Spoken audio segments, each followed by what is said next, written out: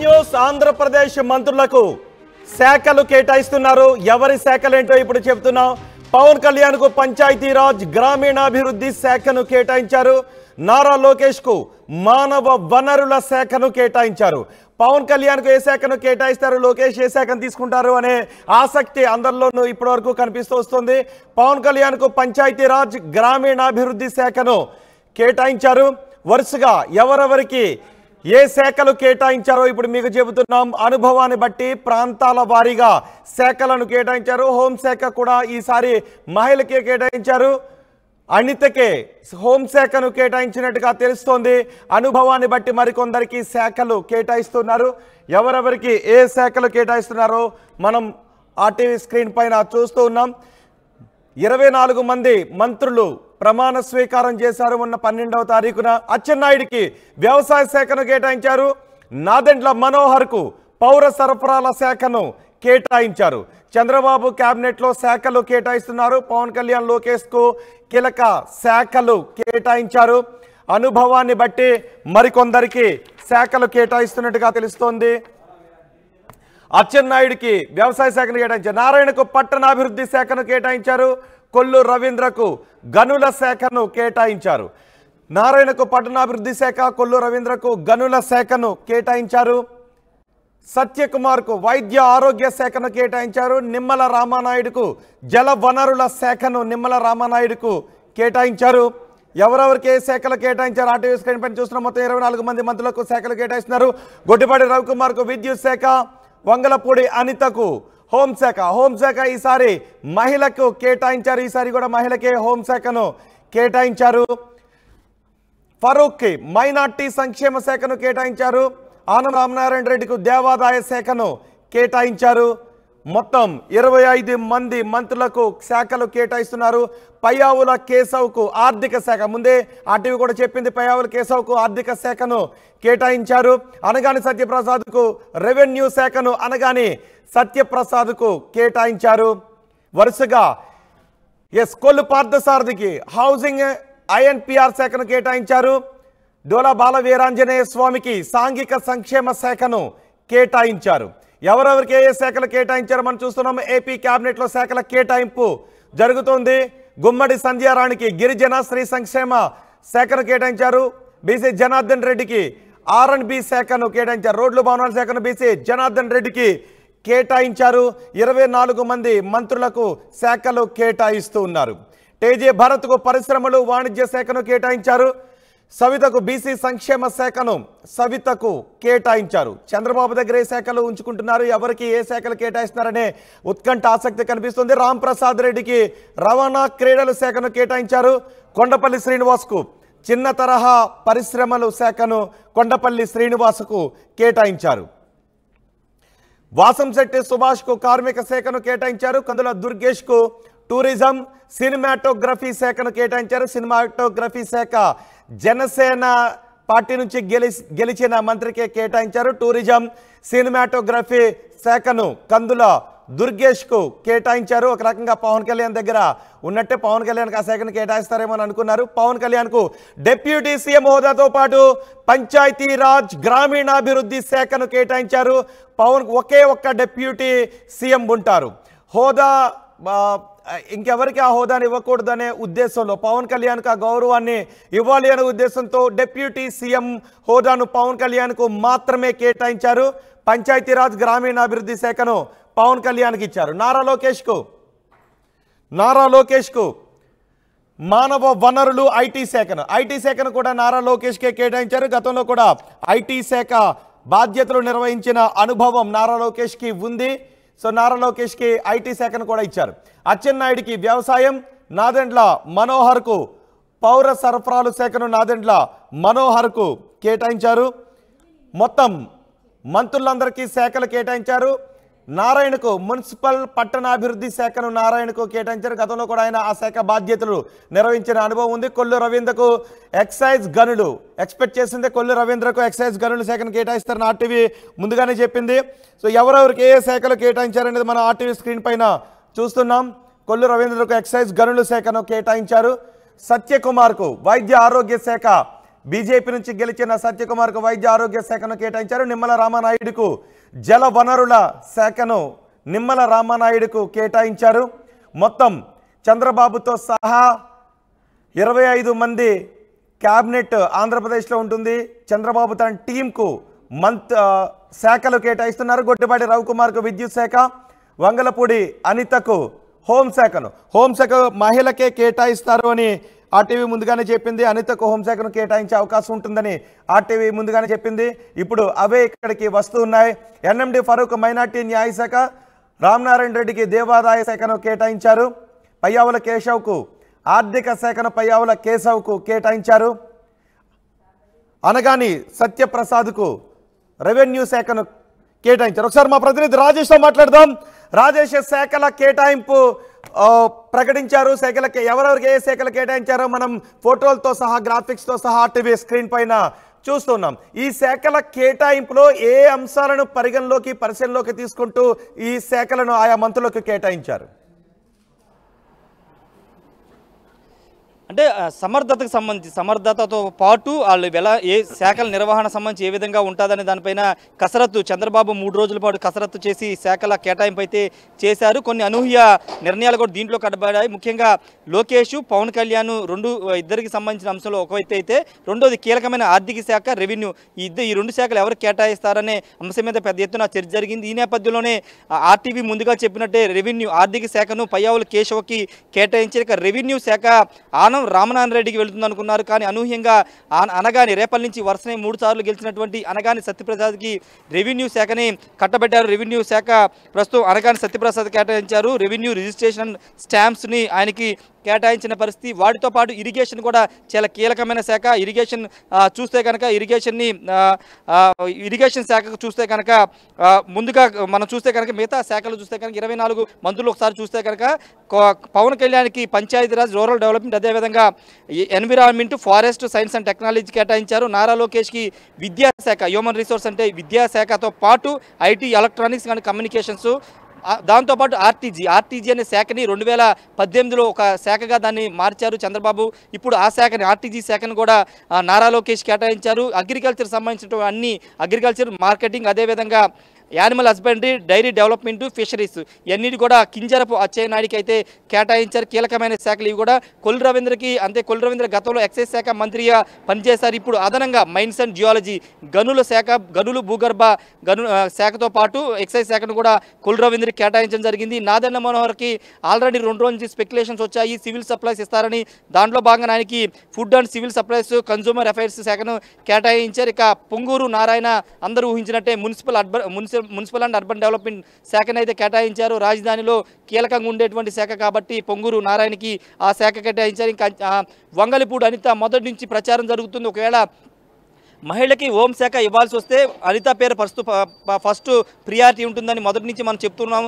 దానిలో భాగంగానే వంగలపూడి అనితకి home affairs and disaster management ఇచ్చారు. ఇక సత్యకుమార్కి దేవాదాయ ధర్మాదాయ శాఖ కేటాయిస్తారని ప్రచారం జరిగింది. ఎందుకంటే 2014-19 మధ్యలో దేవాదాయ ధర్మాదాయ శాఖ అప్పుడు పొత్తులో భాగంగా భారతీయ జనతా పార్టీ నుంచి గెలిచినటువంటి పైడికొండ మాణిక్యాలరావు ఆ పోస్టు నిర్వహించారు. కాబట్టి ఇప్పుడు సత్యకుమార్ కూడా అదే ఇస్తారని ప్రచారం జరిగింది. కానీ కీలకమైనటువంటి వైద్య ఆరోగ్య శాఖని సత్యకుమార్కి ఇవ్వడం జరిగింది. Health and family welfare and medical ఎడ్యుకేషన్ని సత్యకుమార్ కేటాయించారు. ఇక నిమ్మల రామానాయుడు ఇరిగేషన్ సంబంధించి, వాటర్ రిసోర్స్ అండ్ డెవలప్మెంట్ మీద ఇరిగేషన్ సంబంధించిన అయితే ఇచ్చినట్టు స్పష్టంగా అర్థమవుతుంది. ఇక మహమ్మద్ ఫరూక్కి law and justice, minority welfare కేటాయించారు. ఆనం రామనారాయణ రెడ్డికి ఎండోమెంట్స్, అంటే ఆనం రామనారాయణ రెడ్డి చాలా సీనియర్ మంత్రి, సీనియర్ శాసనసభ్యులు, ఆయనకి చాలా పెద్ద బాధ్యతలు ఇస్తారనుకున్నాం. కానీ ఎండోమెంట్స్ దేవాదాయ ధర్మాదాయ శాఖని మాత్రమే కేటాయించారు. పయ్యావుల కేశవ్కి ఫైనాన్స్, ఆర్థిక శాఖ కేటాయించారు. అనగాని సత్యప్రసాద్ గురించి మాట్లాడుకున్న రెవెన్యూ శాఖ కేటాయించారు. ఇంకా కొలుసు పార్థసారథికి హౌస్ అండ్ ఐఎన్పిఆర్ సమాచార శాఖ మంత్రితో పాటు హౌసింగ్ కూడా కొలుసు పార్థసారథికి కేటాయించారు. ఇక డోలా బాల వీరాంజనేయ స్వామికి సోషల్ వెల్ఫేర్తో పాటు disabled and senior citizen welfare, సచివాలయం అండ్ విలేజ్ వాలంటీర్, ఈ 4 శాఖలు, సచివాలయం, విలేజ్ వాలంటీర్ అనే శాఖని 2019 తర్వాత అప్పుడు రాష్ట్ర ప్రభుత్వం తీసుకొచ్చింది. ఆ శాఖను అదనంగా జోడించి సోషల్ వెల్ఫేర్తో పాటు డోలా బాల వీరాంజనేయ స్వామికి కేటాయించారు. గొట్టిపాటి రవికుమార్కి కేవలం ఒక శాఖకి మాత్రం కేటాయించారు. విద్యుత్ శాఖని గొట్టిపాటి రవికుమార్ కేటాయించారు. ఇక కందులు దుర్గేష్ కూడా 2 రోజులు జరుగుతున్న ప్రచారంలో నిజమైంది.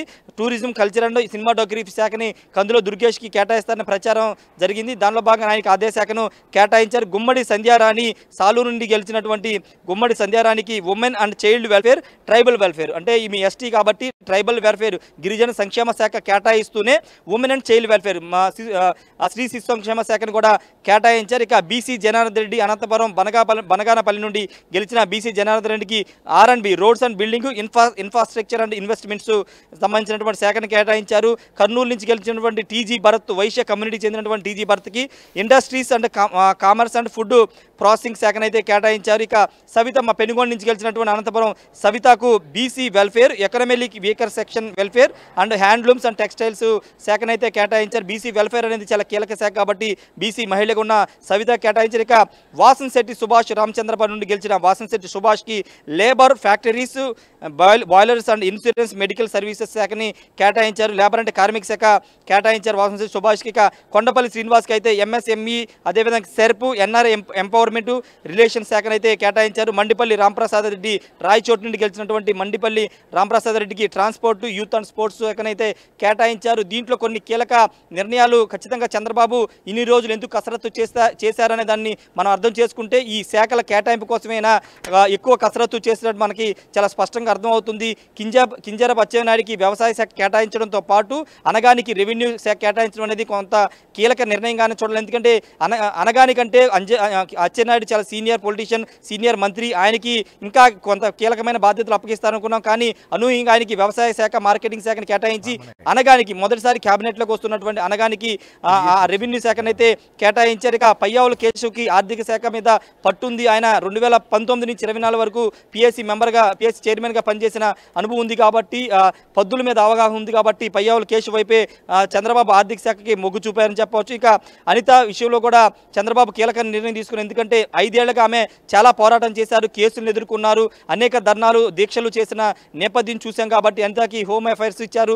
SC మహిళ కావడం కూడా కొంత కలిసి వచ్చిందని చెప్పుకోవచ్చు. ఎందుకంటే 2019 నుంచి 24 వరకు జగన్ కూడా ఇద్దరికి మొదటి 2.5 సంవత్సరాలు సుచరితకి హోంశాఖ ఇస్తే 2017 తర్వాత తానేటి వంతికి హోంశాఖ SC మహిళలకు ఇచ్చారు కాబట్టి ఇప్పుడు అదే పందాన్ని చంద్రబాబు కూడా కొనసాగించారని చెప్పుకోవచ్చు. ఇటు గొట్టిపాటి రవికుమార్ చూస్తే ఎనర్జీ శాఖను కేటాయించారు. ఏదేమైనప్పటికీ కొన్ని సంచలనాలు ఉన్నాయి. మిగతా కొన్ని పవన్ కళ్యాణ్ సంబంధించి కందులు దుర్గేష్, నాదన్న మనోహర్ సంబంధించినటువంటి శాఖలు కొంతగా ముందుగానే ఊహించారు. ఇప్పుడు కొన్ని అనూహ్యమైనటువంటి శాఖల కేటాయింపు అయితే చంద్రబాబు నిర్ణయం తీసుకున్నారని చెప్పాలి. ప్రస్తుతం చంద్రబాబు మరి కాసేపట్లో సెక్రటరియట్కి వెళ్తున్నారు. ఇప్పుడు మంత్రుల శాఖలు కేటాయించిన మంత్రులందరూ సెక్రటరియట్కి వెళ్ళి చంద్రబాబును కలిసి ఆయనకి కృతజ్ఞతలు చెప్పే అవకాశం కూడా కనబడుతుంది రోహిత్. ఏదేమైనప్పటికీ శాఖల కూర్పైన చంద్రబాబు చాలా కసరత్తు చేశారు. కసరత్తు చేసి దానికి అనుగుణంగా శాఖల కేటాయింపు అయితే చేశారు రోహిత్. రైట్, అనుకున్నట్టుగానే పవన్ కళ్యాణ్కు డిప్యూటీ సీఎం హోదా ఇస్తారు. డిప్యూటీ సీఎం ఇంకెవరికి కూడా ఇచ్చే అవకాశం లేదు. పవన్ కళ్యాణ్కి ఆ గౌరవం ఇవ్వాలి అని భావిస్తున్నారు. నేను అనుకున్నట్టుగానే పవన్ కళ్యాణ్కు డిప్యూటీ సీఎంతో పాటు Panchayati Raj, rural development, rural water supply, environment, forest, science and technology ఈ శాఖను పవన్ కళ్యాణ్కు కేటాయించడంలో ఉద్దేశం ఏంటి? అంటే పవన్ కళ్యాణ్ ఆ శాఖలు కావాలని తీసుకున్నట్టుగా తెలుస్తోందా?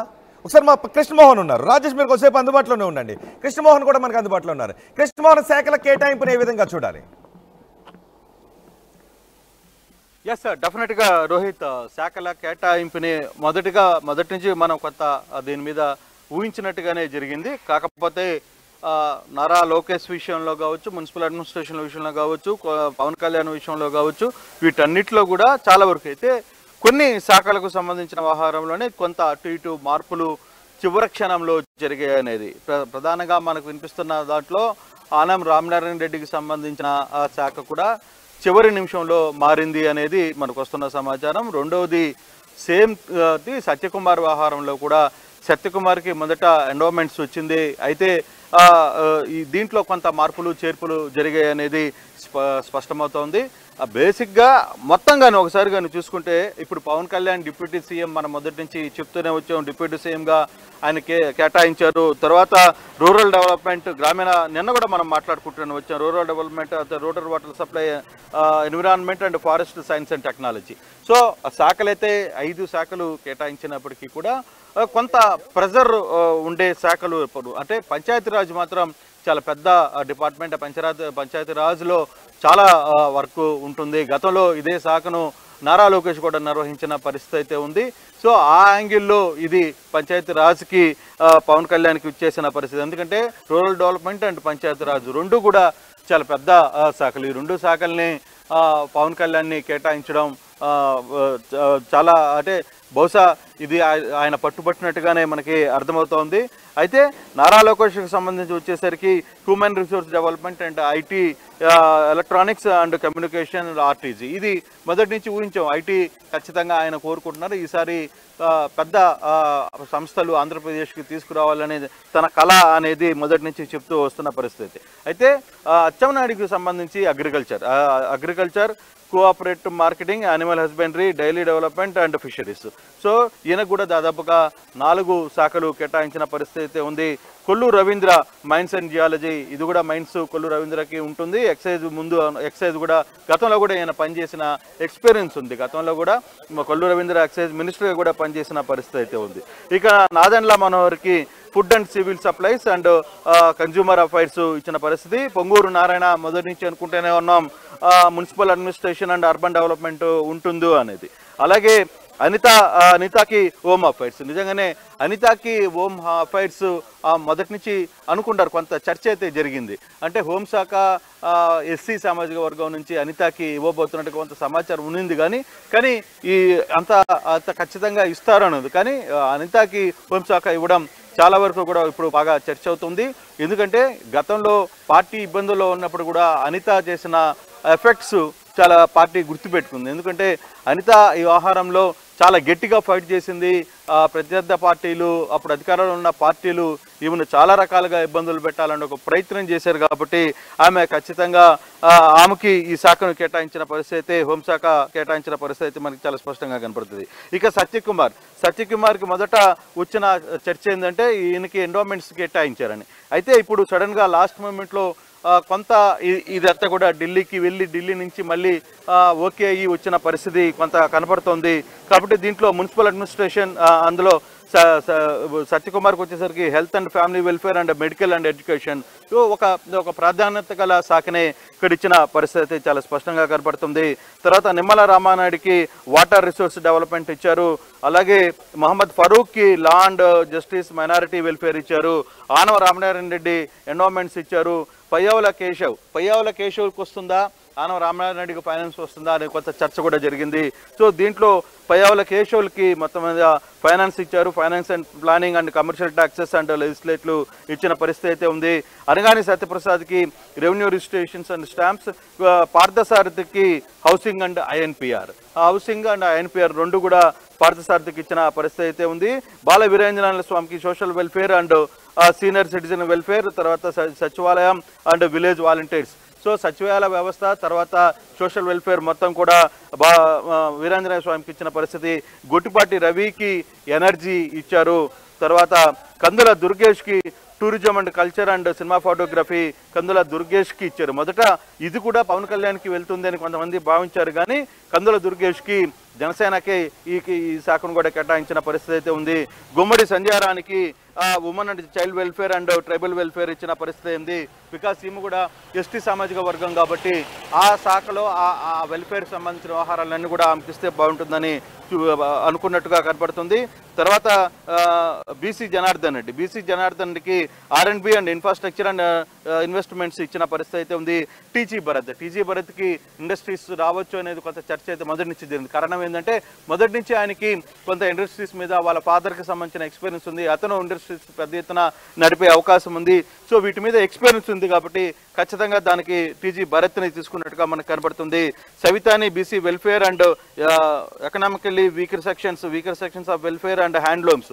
సో సాధారణంగా ధర్మవరం ఈ ప్రాంతం అంతా కూడా సవితాకి కొంత అనంతపురం జిల్లాలో ఉన్న పరిస్థితులు, అక్కడ వీకర్ సెక్షన్స్ ఎక్కువ ఉన్నాయి, వాళ్ళందరికీ కొంత ఐడియా ఉంది కాబట్టి దాని మీద సవితాకి కూడా ఇక్కడ మంత్రిగా కృష్ణమోహన్. నిజానికి వాలంటీర్ వ్యవస్థ గురించి గతం నుంచి కూడా చాలా అభిప్రాయాలు వస్తూ ఉంటాయి. వాలంటీర్లు మేమేమి నిర్లక్ష్యం చేయము, వాళ్ళని మంచిగానే చూసుకుంటాం, వాళ్ళ శాలరీస్ కూడా పెంచుతామనే మాటలు వినిపిస్తూ ఉండేవి. ఇప్పుడు సచివాలయం విలేజ్ వాలంటీర్ శాఖను వీరాంజనేయ స్వామికి అప్పగించారు. ఒక శాఖను కూడా ఇక్కడ పెట్టిన పరిస్థితి కనిపిస్తుంది. ఎలా చూడాలి దీన్ని?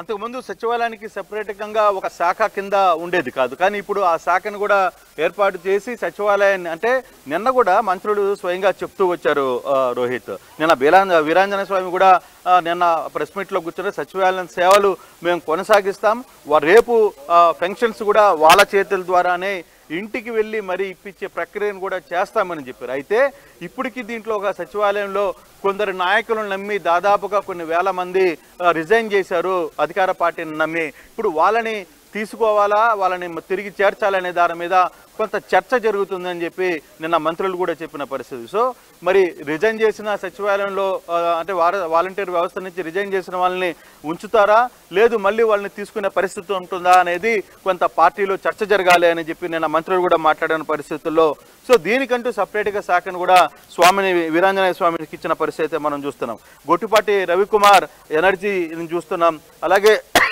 కందుల దుర్గేష్ని కూడా టూరిజం శాఖ ఇచ్చిన పరిస్థితి అయితే ఉంది. టీజీ భరత్ ఇందాక మనం అన్నట్టుగానే ఇండస్ట్రీస్, సవితాకి, తర్వాత బీసీ వెల్ఫేర్, తర్వాత వేంశెట్టి సుభాష్కి lawyer and factories, boilers and insurance medical services, తర్వాత కొండపల్లి శ్రీనివాస్కి MSME, SCRP, NRI environment and relations, తర్వాత మండపల్లి రామ్ ప్రసాద్కి మనం ఉదయం కూడా మాట్లాడుకున్నాం transport, youth and sports. So మొత్తం మీద శాఖలన్నీ కొన్ని అనుకున్నట్టుగానే కొందరికి కేటాయింపులు అయితే జరిగాయి, కొన్ని చిన్న చిన్న మార్పులు కొంత చివరి మూమెంట్లో జరిగింది. అందుకే శాఖల కేటాయింపులు నిన్నటి నుంచి కూడా కొంత ఆలస్యంగా జరిగిన పరిస్థితిని మనం చూస్తున్నాం రోహిత్. మొత్తం మీద అయితే ఒక విషయం గురించి మాట్లాడుకోవాలి. మనం ముందు నుంచి అనుకుంటున్నదే డిప్యూటీ సీఎం ఒకే ఒకటి ఉంటుంది అని, మనం అన్నట్టుగానే ఒకే ఒక డిప్యూటీ సీఎం పవన్ కళ్యాణే. అండ్ పవన్ కళ్యాణ్ కేటాయించిన శాఖలను కూడా ఏ విధంగా చూడాలి అంటే ఆయన ఇంట్రెస్ట్ తో ఈ శాఖలను తీసుకున్నారా?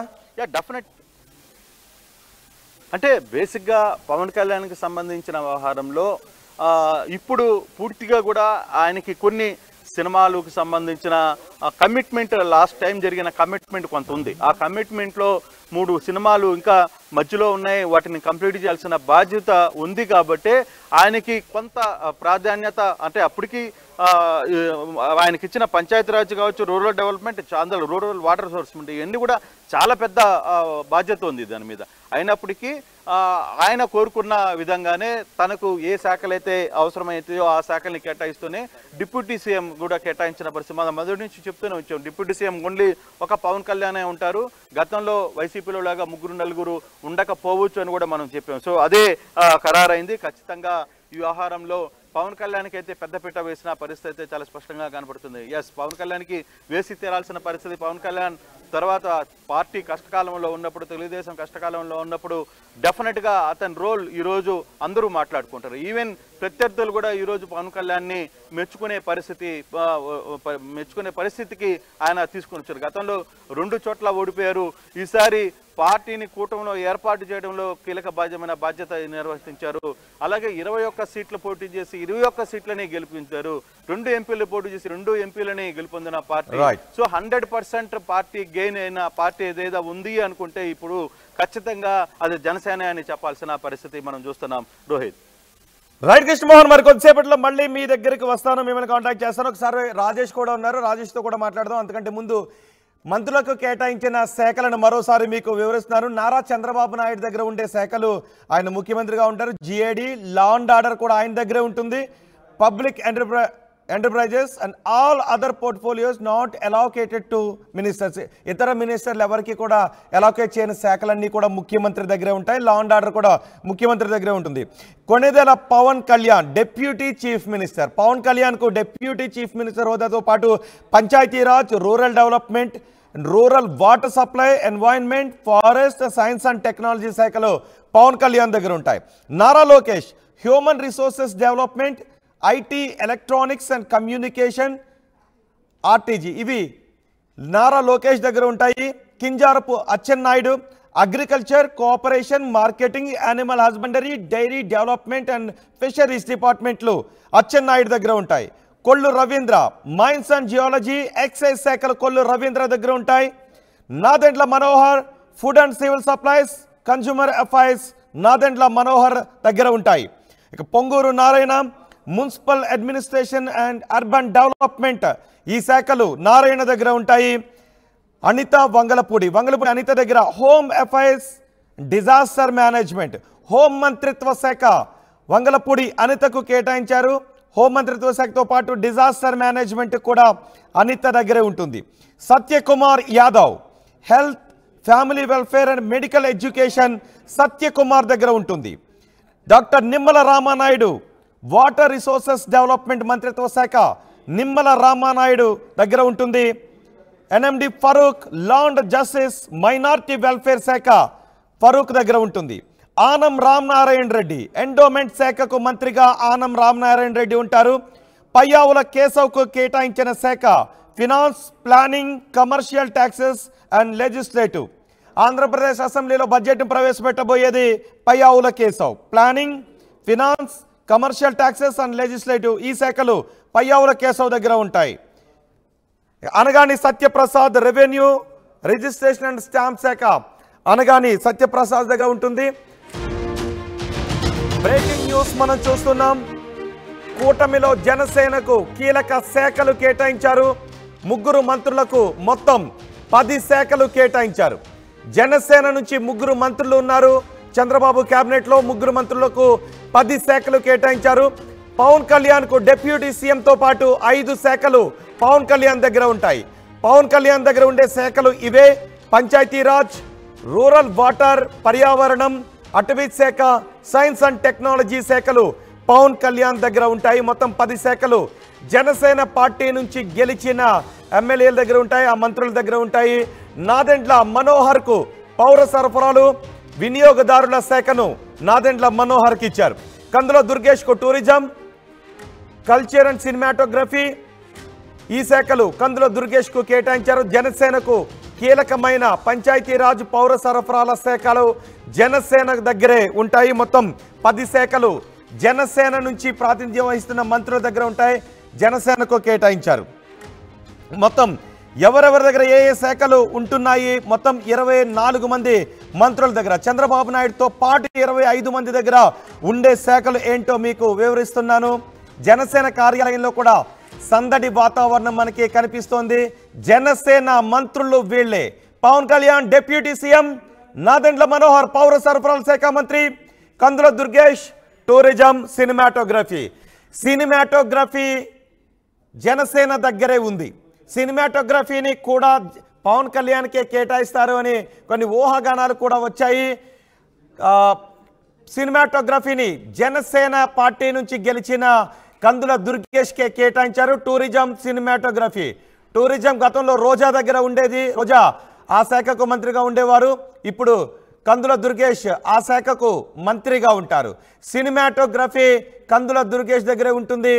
నాదెండ్ల మనోహర్ పౌర సరఫరాల శాఖ మంత్రి, పవన్ కళ్యాణ్ డిప్యూటీ సీఎంతో పాటు 5 శాఖలు పవన్ కళ్యాణ్ దగ్గరే ఉంటాయి. పంచాయతీరాజ్, కీలకమైన పంచాయతీరాజ్ శాఖ పవన్ కళ్యాణ్ దగ్గర ఉంటుంది.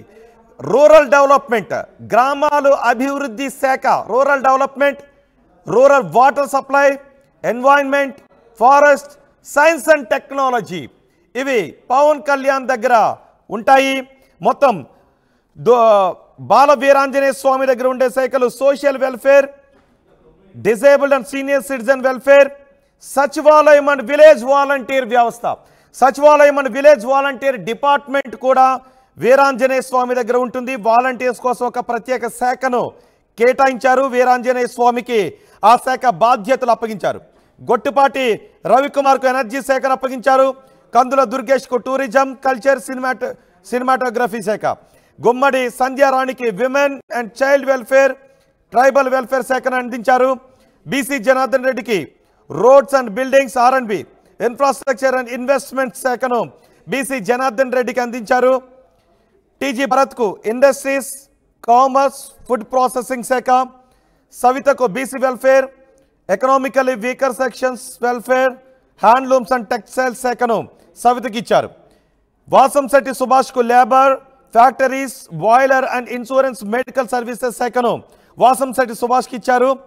కొండపల్లి శ్రీనివాస్ దగ్గర ఉండే శాఖలు MSME, SERP, SARP, NRI empowerment and relations ఈ శాఖను కొండపల్లి శ్రీనివాస్కి ఇచ్చారు. ఇక రామ్ ప్రసాద్ రెడ్డికి ట్రాన్స్పోర్ట్, యూత్ అండ్ స్పోర్ట్స్ శాఖను రామ్ ప్రసాద్ రెడ్డికి కేటాయించారు. మొత్తం చంద్రబాబుతో సహా మిగిలిన 4 మంది మంత్రులకు శాఖలు కేటాయించారు. జనసేన దగ్గర 10 శాఖలు ఉంటాయి. జనసేనకు చెందిన 3 మంత్రులు వీళ్ళే. ఒకసారి శాఖలు కేటాయించిన తర్వాత సచివాలయం దగ్గర, సెక్రటేరియట్ దగ్గర ఎటువంటి సందడి వాతావరణం కనిపిస్తుందో, ఆ పార్టీల కార్యాలయాల దగ్గర ఎటువంటి వాతావరణం కనిపిస్తుందో మా ప్రతినిధి రాజేష్ అందిస్తారు. రాజేష్, శాఖలు కేటాయించిన తర్వాత సచివాలయం దగ్గర ఎటువంటి సందడి కనిపిస్తోంది? ఆయా పార్టీల బీజేపీ, జనసేన, టీడీపీ కార్యాలయాల దగ్గర ఎటువంటి వాతావరణం కనిపిస్తోంది?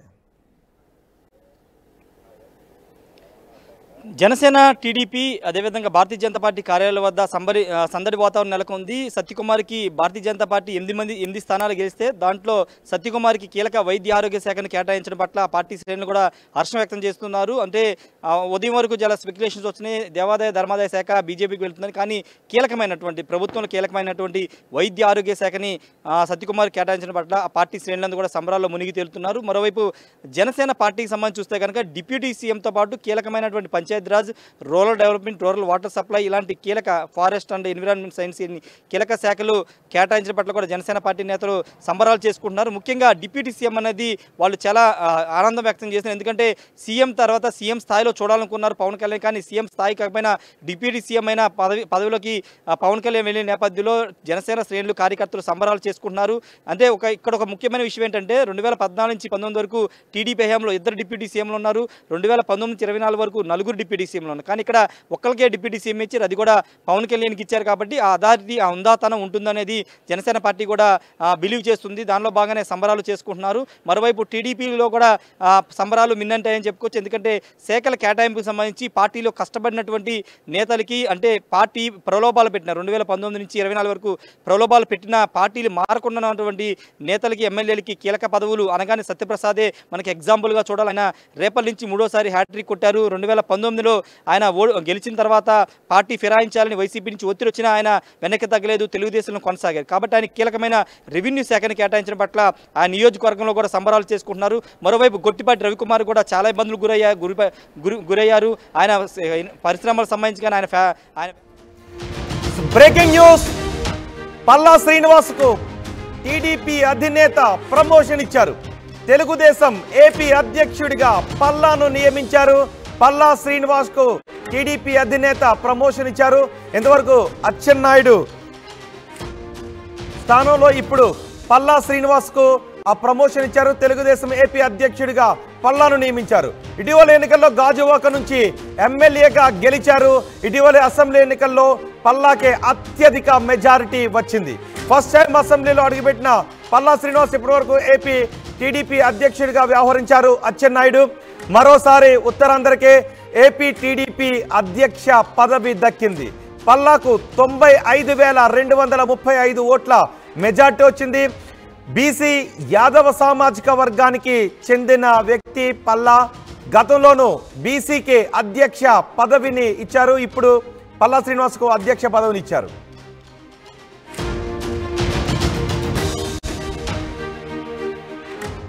పల్లాకే టీడీపీ అధ్యక్ష బాధ్యతలను అప్పగించడంపై ఉత్తరాంధ్రలో హర్షాతిరేకాలు వ్యక్తమవుతున్నాయి. పల్లా శ్రీనివాస్కు టీడీపీ అధినేత ఇంతటి బాధ్యతలను కట్టబెట్టడం వెనుక ఉద్దేశం ఏంటో మా ప్రతినిధి కృష్ణమోహన్తో మాట్లాడదాం. కృష్ణమోహన్, ఇప్పటివరకు అచ్చెన్నాయుడు టీడీపీ రాష్ట్ర అధ్యక్షుడిగా ఉన్నారు. ఇప్పుడు ఆ బాధ్యతను పల్లా శ్రీనివాస్కు ఇచ్చారు టీడీపీ అధినేత. పల్లా శ్రీనివాస్కి బాధ్యతలు అప్పగించడాన్ని ఏ విధంగా చూడాలి? ఎస్ సార్ రోహిత్, ఖచ్చితంగా. ఎందుకంటే పల్లా శ్రీనివాస్ దీనికంటే ముందు అచ్చెన్నాయుడు పార్టీ అధ్యక్షులుగా కొనసాగుతున్నారు. ఆయనకి కీలక మంత్రి పదవులు ఇచ్చారు. సో ఆయన స్థానంలో పల్లా శ్రీనివాస్ చాలా కాలంగా గాజువాక నుంచి ఆ ప్రాంతంలో, విశాఖ ప్రాంతంలో చాలా కాలంగా పార్టీని నమ్ముకుని చాలాసార్లు ఆయన అక్కడ పనిచేసిన పరిస్థితి అయితే ఉంది.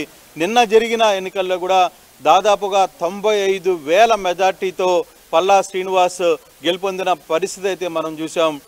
సో ఈ నేపథ్యంలోనే బీసీ సామాజిక వర్గానికి సంబంధించిన పల్లా శ్రీనివాస్ వైపే ముఖ్యమంత్రి చంద్రబాబు నాయుడు పార్టీ పగ్గాలు చేతిలో పెట్టాలని నిర్ణయించిన నేపథ్యంలోనే పల్లా శ్రీనివాస్కి తెలుగుదేశం పార్టీ అధ్యక్షులుగా ఆయనకి బాధ్యతలు ఇస్తున్న పరిస్థితి అయితే మనం చూస్తున్నాం. సో ఇది చాలా కాలంగా బీసీలకి తర్వాత ప్రతిసారి అంటే అచ్చెన్నాయుడు కూడా చాలా యాక్టివ్గా పనిచేసిన పరిస్థితి. కాకపోతే అచ్చెన్నాయుడికి మంత్రి పదవిగా ఇచ్చిన నేపథ్యంలో మరోవైపు ఇక్కడ అన్ని అధ్యక్ష పదవులను తర్వాత మంత్రి పదవులను ఒకే వ్యక్తికి ఇస్తే బాగుండదన్న నేపథ్యంలోనే బీసీ సామాజిక వర్గానికి సంబంధించిన ఎవరైతే పల్లా శ్రీనివాస్ ఉన్నారో పల్లా శ్రీనివాస్కి పూర్తిగా కూడా అధ్యక్ష బాధ్యతలు అప్పచెప్పారు. గాజువాక నుంచి కూడా ఆయన 95,000 భారీ మెజార్టీతో గెలుపొందిన పరిస్థితి అయితే మనం చూసాం. గతంలో ఇదే స్థానం నుంచి పవన్ కళ్యాణ్ పోటీ చేసి ఓడిపోయిన పరిస్థితి అయితే ఉంది. కానీ ఇప్పుడు తెలుగుదేశం అభ్యర్థిగా పల్లా శ్రీనివాస్ పోటీ చేసిన నేపథ్యం అయితే చాలా స్పష్టంగా కనపడుతుంది. పల్లా శ్రీనివాస్ ఇప్పుడు పార్టీ పగ్గాలను చేపడతారు. పార్టీ పగ్గాలతో ఆయన పార్టీని ఏ విధంగా ముందుకు తీసుకెళ్తారో చూడాలి. అధికారం వచ్చిన తర్వాత పార్టీ పగ్గాలు చేపట్టడం ఒక ఎత్తు, అధికారం రాకముందు పార్టీ పగ్గాలను చేపట్టి అధికారం వైపుగా నడిపించడం ఒకవైపు. సో ఈ నేపథ్యంలో సక్సెస్ఫుల్గా అచ్చెన్నాయుడు ఆ పని చేశారు కాబట్టి ఆయనకి మంత్రి పదవితో పాటు కీలకమైన శాఖలు అక్కడ ఒప్పచెప్పారు. సో ఆయన స్థానంలో పల్లా శ్రీనివాస్ని అంటే మళ్ళీ టీడీపీ అధ్యక్ష బాధ్యతలు బీసీ సామాజిక వర్గానికి చెందిన వ్యక్తికి ఇవ్వడం, మేము బీసీలకు పెద్దపీట వేస్తున్నామని సంకేతాలు ఇచ్చినట్టే అర్థం చేసుకోవాలా? డెఫినెట్గా, ఎందుకంటే ఇప్పటికీ మొన్నటి వరకు కూడా బీసీ పార్టీలతోనే తెలుగుదేశం, బీసీలతోనే తెలుగుదేశం ఉంది, బీసీలందరూ తెలుగుదేశం వైపే ఉన్నారు, అందుకే మాకు ఇంత పెద్ద మెజార్టీని కట్టపెట్టారు అనేది తెలుగుదేశం నేత భావిస్తున్నారు. ఖచ్చితంగా ముఖ్యమంత్రి ఆ నిర్ణయాన్ని గట్టిగా ఫీల్ అవుతున్నారు కాబట్టి మరోసారి కూడా బీసీకే ఇవ్వాలని నిర్ణయించుకునే నేపథ్యంలోనే బీసీకి పల్లా శ్రీనివాస్ యాదవ కులానికి సంబంధించిన పల్లా శ్రీనివాసుని గాజువాక నుంచి పోటీ చేయించారు. ఆయన రికార్డు స్థాయిలో 95,000 మెజార్టీతో ఆయన గెలుపొందిన పరిస్థితి మనం చూసాం. అందుకే ఈ అధ్యక్ష పదవి బాధ్యతల్ని పూర్తిగా కూడా ఆయనకి అంటగట్టిన పరిస్థితి అయితే ఉంది. మరి కాసేపట్లోనే ఇక్కడికి ముఖ్యమంత్రి చంద్రబాబు నాయుడు రాబోతున్నారు. మరో 5 నిమిషాల్లో తన కార్యాలయంలోకి రాబోతున్నారు. సుమారు 2 గంటల పాటు కూడా ఉండే పరిస్థితి అయితే చాలా స్పష్టంగా కనపడుతుంది. సో ఇప్పటికీ పల్లా శ్రీనివాస్కి సంబంధించిన వ్యవహారంలో కావచ్చు, లేకపోతే మంత్రులకు సంబంధించి మనం గారం చూస్తుంటే కాన్వాయ్ కూడా సెక్రటరేట్లోకి బయలుదేరుతున్న పరిస్థితి, సెక్రటరీలోకి ఎంటర్ అవుతుంది. ముఖ్యమంత్రి 2వ రోజు నిన్న ఆయన బాధ్యతలు స్వీకరించడానికి వచ్చారు. ఈరోజు 2వ రోజు కూడా ముఖ్యమంత్రి సచివాలయంలోకి ఎంటర్ అవుతున్నారు. కరెక్ట్గా 3 గంటలకి అనుకున్నారు, 3:03కి ఇక్కడ 2వ రోజు వస్తున్న పరిస్థితి అయితే మనం చూస్తున్నాం. సో పూర్తిగా ముఖ్యమంత్రి 3 నుంచి సాయంత్రం 5 వరకు తన సచివాలయంలో, తన కార్యాలయంలో ఉంటారు. ఇప్పుడే శాఖలందరూ కూడా కేటాయించారు కాబట్టి మంత్రులు ఇక ఒక్కొక్కరుగా ఇక్కడ చేరుకునే అవకాశం ఉంటుంది అనేది మనకి చాలా స్పష్టంగా కనపడుతుంది. ముఖ్యమంత్రి నారా చంద్రబాబు నాయుడు తన కాన్వాయ్లో ఇక్కడికి చేరుకుంటున్న పరిస్థితి. సచివాలయంలోకి బ్లాక్ 1కి చేరుకోబోతున్నారు. కాసేపటికి ఆయన ఇక్కడే దాదాపుగా 2 గంటల పాటు ఇక్కడ ఉండబోతున్నారు. ఇక్కడ 2 గంటల పాటు ఉండి ఇక్కడికి వచ్చే మంత్రులతో కూడా ఆయన మాట్లాడే ప్రయత్నం అయితే చేయబోతున్నారు అనేది చాలా స్పష్టంగా అర్థమవుతుంది. నారా చంద్రబాబు నాయుడు ఇప్పుడే తన కాన్వాయ్లో ఇక్కడికి చేరుకుంటున్న పరిస్థితిని మనం చూస్తున్నాం. సో ఇప్పుడు ఆయన ఇప్పుడు చేరుకుంటున్నారు. తర్వాత 5 గంటల వరకు కూడా మనం చూస్తే ఆర్టీవీ ఎక్స్క్లూజివ్గా విజువల్స్ని చూపించే ప్రయత్నం చేస్తుంది. 2వ రోజు ముఖ్యమంత్రిగా ఆయన తన మాత్రమే తెలిసింది. ఇప్పుడు మంత్రుల శాఖలు కూడా తెలిసిపోయాయి కాబట్టి శాఖలకు సంబంధించి అలాట్ అయిన మంత్రులందరూ కూడా ఒక్కొక్కరుగా మరి కాసేపట్లో చంద్రబాబుని కలవడానికి, కృతజ్ఞతలు తెలపడానికి ఇక్కడికి రాబోతున్నారనేది చాలా స్పష్టంగా అర్థమవుతుంది. రోహిత్. రైట్. కృష్ణమోహన్, స్పీకర్గా ఎవరు ఎన్నుకోబడే అవకాశం ఉంటుంది, ప్రొటెం స్పీకర్గా ఎవరు వ్యవహరించే అవకాశం ఉంటుందని దాని గురించి క్లారిటీ వచ్చిందా?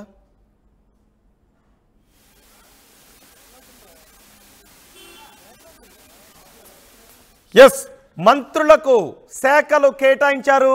ఎవరెవరికి ఏ శాఖలు కేటాయించారో మీరు ఆర్టీవీ స్క్రీన్ పైన చూస్తూ ఉన్నారు. దాదాపు మా దగ్గరకు ముందుగానే వచ్చిన రిపోర్ట్ ప్రకారం చివరి నిమిషంలో కొన్ని శాఖలు మారాయి. ఆర్టీవీ దగ్గరకు వచ్చిన రిపోర్ట్లో ఏదైతే ఉందో అవే శాఖలు ఆయా మంత్రులకు కేటాయించారు. చివరి నిమిషంలో కొన్ని 1-2 విషయాల్లో మార్పులు మాత్రం జరిగాయి.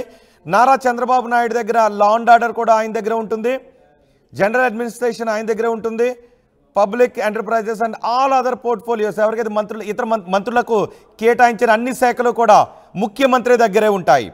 పవన్ కళ్యాణ్కు Panchayati Raj, rural development, rural water supply, environment, forest science and technology శాఖలు ఉంటాయి. నారా లోకేష్ దగ్గర human resources development, IT, electronics and communication శాఖలు ఉంటాయి. అచ్చెన్నాయుడు దగ్గర agriculture, cooperation, marketing, animal husbandry, dairy development, fisheries శాఖలు కింజారపు అచ్చెన్నాయుడు దగ్గర ఉంటాయి. అంతేకాదు ఇంకో కీలక విషయం కూడా, ఇప్పటి వరకు అచ్చెన్నాయుడు తెలుగుదేశం రాష్ట్ర అధ్యక్షుడిగా వ్యవహరించారు. ఇప్పుడు పల్లా శ్రీనివాస్ ఆ బాధ్యతను పల్లా శ్రీనివాస్కి అప్పగించారు. తెలుగుదేశం ఏపీ అధ్యక్షుడిగా పల్లా ఎన్నుకోబడ్డారు, పల్లాను నియమించారు. ఇటీవల ఎన్నికల్లో ఆయన గాజువాక నుంచి ఎమ్మెల్యేగా గెలిచారు. అసెంబ్లీ ఎన్నికల్లో పల్లాకి అత్యధిక మెజార్టీ వచ్చింది. ఫస్ట్ టైం అసెంబ్లీలో అడుగు పెట్టారు పల్లా శ్రీనివాస్. ఇప్పటి వరకు ఏపీ టీడీపీ అధ్యక్షుడిగా అచ్చెన్నాయుడు ఉన్నారు. మరోసారి ఉత్తరాంధ్రకి ఏపీ టీడీపీ అధ్యక్ష పదవినిచ్చారు. మరోసారి బీసీకే అధ్యక్ష పదవిని కట్టబెట్టారు. పల్లాకు మొన్నటి ఎన్నికల్లో 95,235 ఓట్లు వచ్చాయి. బీసీ యాదవ సామాజిక వర్గానికి చెందిన వ్యక్తి పల్లా శ్రీనివాస్.